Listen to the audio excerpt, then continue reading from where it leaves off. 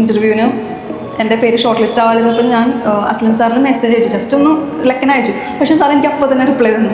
അതെനിക്ക് ഭയങ്കര ഇത്രയും വലിയൊരു പൊസിഷനിലിരിക്കുന്ന ഒരാൾ നമ്മുടെ ഒരു ചെറിയ മെസ്സേജ്. ഹായ്, എം ഹരിന, ഞാൻ തൃശ്ശൂരിൽ നിന്ന് വരുന്നു. ഞാൻ ആർക്കണിൽ മെറ്റീരിയൽസ് മാനേജ്മെൻറ്റിൻ്റെ പ്രോഗ്രാമാണ് ചെയ്തത്.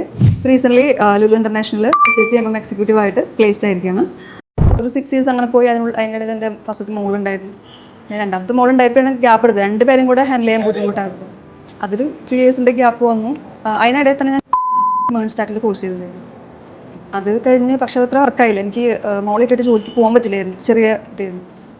അത് കഴിഞ്ഞിട്ട് ഞാൻ ERP കുറിച്ച് കേട്ടു. എൻ്റെ ഒരു ഫ്രണ്ടിൻ്റെ കസിൻ വഴി ERP നല്ലതാണ്, അതിന് കുറേ സ്കോപ്പ് ഉണ്ടെന്നൊക്കെ കേട്ടപ്പോൾ അതിനെക്കുറിച്ച് കുറേ ഇങ്ങനെ ഇൻസ്റ്റാഗ്രാമിൽ എല്ലായിടത്തും സെർച്ച് ചെയ്തപ്പോൾ ആർക്കണിൻ്റെ പേരൊക്കെ ഞാൻ കണ്ടായിരുന്നു. അപ്പോൾ SAP ഗുരു എന്ന് പറഞ്ഞിട്ട് നമ്മുടെ അസ്ലം സാറിൻ്റെ വീഡിയോ കണ്ടപ്പോൾ എനിക്ക് നല്ല രസമായിട്ട് തോന്നി. അതായത് പഠിപ്പിക്കുക എന്നുള്ളതൊരു ട്രെയിനറിൻ്റെ കൂടെ ഇരുന്ന് പഠിക്കാമെന്ന് കേട്ടപ്പോൾ എനിക്ക് കുറച്ചുകൂടെ നല്ലതായിട്ട് തോന്നി. അങ്ങനെ എന്നെ വിളിച്ചു. അപ്പോഴും SAPയിലോട്ട് ട്രാൻസ്ഫോം ചെയ്യുന്നതിനെക്കുറിച്ച് സീരിയസ് ആയിട്ട് ചിന്തിച്ചില്ല. എനിക്ക് ടെൻഷൻ ഉണ്ട് അപ്പോഴും. ഓൾറെഡി എനിക്ക് ടെക്നിക്കൽ കോഡിംഗ് ഒക്കെ അത്യാവശ്യം അറിയാവുന്നതാണ്. അപ്പോൾ അത് വിട്ട് ഇതിലോട്ട് വന്നാൽ എന്താവുന്ന ടെൻഷൻ ഉണ്ടായിരുന്നു. മുഷി സാറിൻ്റെ ക്ലാസ് അടിപൊളിയാന്ന് ഞാനിങ്ങനെ നിങ്ങളുടെ ആർക്കണിൽ തന്നെ വീഡിയോസൊക്കെ കാണുമ്പോൾ അതിലെല്ലാവരും മുഷി സാർ ഭയങ്കര ഗ്രേറ്റ് ആയിട്ട് കാണുന്നു. അപ്പോൾ സാറിൻ്റെ ക്ലാസ്സിൽ കിട്ടി. ഞാൻ കുറച്ച് ലേറ്റായിട്ട് ജോയിൻ ചെയ്തേ, പക്ഷേ നല്ല അടിപൊളി ക്ലാസ്സസ് ആയിരുന്നു. അത് ഭയങ്കര എടുത്ത് പറയണം. നമ്മുടെ ബാച്ചിലെല്ലാവരും ഒരേപോലെയൊക്കെ പറയുന്ന കാര്യമാണ് മുഷി സാറിൻ്റെ ക്ലാസ്. പിന്നെ ഇവിടെ വന്നിട്ട് നമുക്ക് സാറായാലും നമുക്ക് എന്താ സാറാണ് അല്ലെങ്കിൽ ഒരു ഓഫീസിലെ വലിയ ആൾക്കാരാണെന്നുള്ളൊരു തോന്നല്ലേ. ഇപ്പോൾ ഈവൻ അസ്ലം സാറായാലും ഒരു വാട്സപ്പ് മെസ്സേജ് അയച്ചാൽ നമുക്ക് എത്ര പെട്ടെന്ന് റിപ്ലൈ തരാൻ പറ്റും, അത്രയും പെട്ടെന്ന് റിപ്ലൈ തരും. അത് ഞാൻ വേറെ എവിടെ അങ്ങനെ കണ്ടില്ല. ഞാൻ വേറെ മുമ്പ് ഒരു ഇൻസ്റ്റിറ്റ്യൂട്ടിൽ പഠിച്ചിട്ടുണ്ട്, ഒരു കോഴ്സ് ചെയ്തിട്ടുണ്ട്.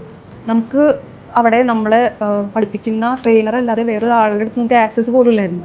ഇവിടെ എനിക്ക് ഒരു ഇൻ്റർവ്യൂവിന് എൻ്റെ പേര് ഷോർട്ട് ലിസ്റ്റ് ആവാതിരുന്നപ്പോൾ ഞാൻ അസ്ലം സാറിന് മെസ്സേജ് അയച്ചു, ജസ്റ്റ് ഒന്ന് ലക്കൻ അയച്ചു. പക്ഷേ സാർ എനിക്ക് അപ്പോൾ തന്നെ റിപ്ലൈ തന്നു.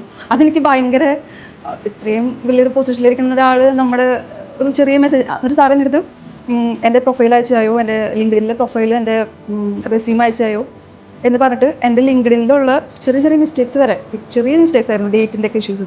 സാർ അപ്പം തന്നെ നോക്കി എനിക്ക് അപ്പം തന്നെ വിളിച്ചു പറഞ്ഞു.